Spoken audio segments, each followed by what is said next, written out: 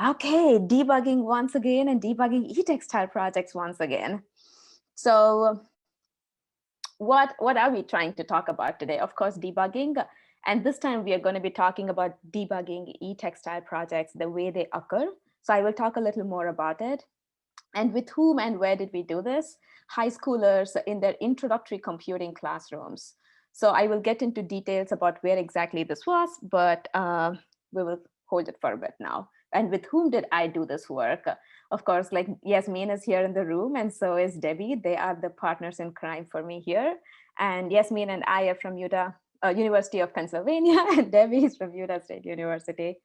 And this is how e-textile projects look. So here is the fabric-based project that usually will be accompanied with a circuit drawing that will lay out the circuit. And here is usually the text-based Arduino program that accompanies and controls how it behaves.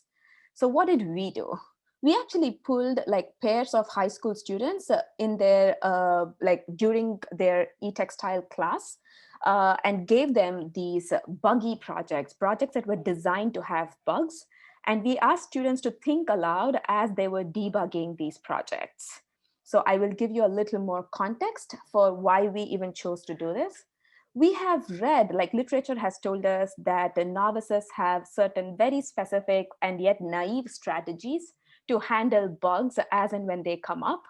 For example, they may hypothesize in very narrow ways. They may not consider like all possible causes for the problem that they're seeing, or they may just decide to jump in first, like deep into one of the possibilities without exploring others, or they may not frequently test. So this is what literature tells us. And more closely with respect to physical computing, we know that the problem here is going to be distributed across like code, like circuit, like, the code, the circuits, people, and even other representations, which will be in the space, as Christina was mentioning earlier.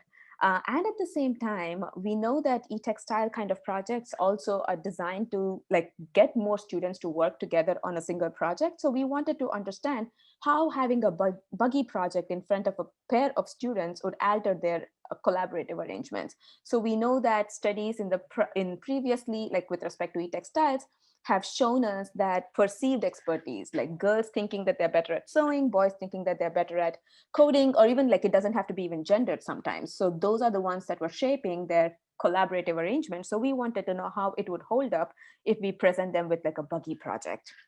So the context was that we were in an introductory high school classroom, which was implementing ECS. And as you know, the sixth unit in ECS is electronic textiles. So we pulled out kids during this midway through the sixth unit between the third and fourth projects. So kids had some experience doing e-textiles. So this was not new to them. And we pulled out like, we had like 8 pairs of students, actually 7 because one of them repeated, but overall we had like 8 45-minute video recordings where students were given buggy projects. There were 3 code related bugs and there were 3 circuit related bugs, but this was not told to them. We just told them that it is not working as intended. Here is a student project. Oh my God, it's not working as intended. Here is their code. And can you please help us figure this out? And we were just constantly asking them to think aloud as they were doing this work. And what did we see? We analyzed the videos across like these 8, like across the 7 pairs, that is 8 videos. And we found something very interesting. So here are the ones who actually did solve more than 3 bugs out of the 6 bugs that were presented them. And these are the ones who actually did not get that far. And when we looked at the patterns and looking at the strategies that they pursued, we see that the students who went further away were doing a lot of backward reasoning, that is starting from where the problem is and then coming back, like backtracking to see how they can fix it. And in the process, what they were also doing is they were able to think more iteratively, like going through these cycles many more times than the other groups. And at the same time, they were going between code and circuit more often than the ones who did not get that far. So they were drawing more connections between what they're seeing in the circuit and the code. So this is our first finding. Second finding, how did they collaborate? We saw a lot of distributed practice. That is, they were already using all these possible representations that were given to them. They were also extending their representations as they were debugging. And you also see that they were collaborating a little differently from what we had seen in literature. That is, they were actually switching between code and circuit just to maximize their opportunities to find as many bugs as possible and to see the project working. So what are the key takeaways? One is we saw that eTextile buggy projects actually presented several opportunities to iteratively adopt certain very specific debugging practices, as I told, compared to maybe this is a little different from how we look at debugging on screen. And but at the same time, like having this very system level understanding kind of pushed students a little further in how many bugs they were able to fix. And therefore we suggest future work to look at tool design to be able to support students do this better. And at the same time, having buggy projects in front of students kind of forced them to arrange like collaboratively much more, like switching between code and circuit, so that one of the two will not get stuck in code and the other getting stuck at sewing, but they were able to move between so that they would just have extra hands and eyes to look at these different things. And that is it. Thank you so much. So I'm going to actually start with a question for you, if Yes. that's okay. I really love the fact that you were doing think alouds with them. It sounded like you were doing them concurrent as they were doing this, or were some of the think alouds retrospective after the fact? And like, what was your rationale for whichever approach you used? It was actually definitely like going in hand with their debugging.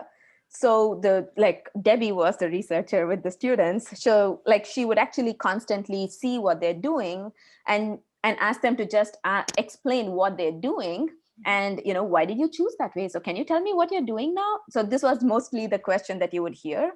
And then at the end of it, we asked them to, we had a little interview that we had not actually, I didn't talk about in this analysis, but we analyzed it separately. And the reason we chose to do it concurrently is because these kids are constantly doing so many different things in the space. And keeping our questions or our think aloud for like a later moment might not have been as productive as what doing it concurrently was for us. So it was a conscious choice to actually constantly ask them what they're doing as they're doing things, what they're looking at sometimes even, and why are they looking at something. So yeah. Great, thank you. No Other problem. questions? In the chat, people were really appreciative of your visualizations. I'll tell you that. Yasmin, I told you. No, just kidding. Yeah, because video data was so hard to conceptualize, and even for my own self, like what is the story that I'm trying to tell? I really needed to see all the 8 things across to be able to understand what was happening. So yeah, but thank you.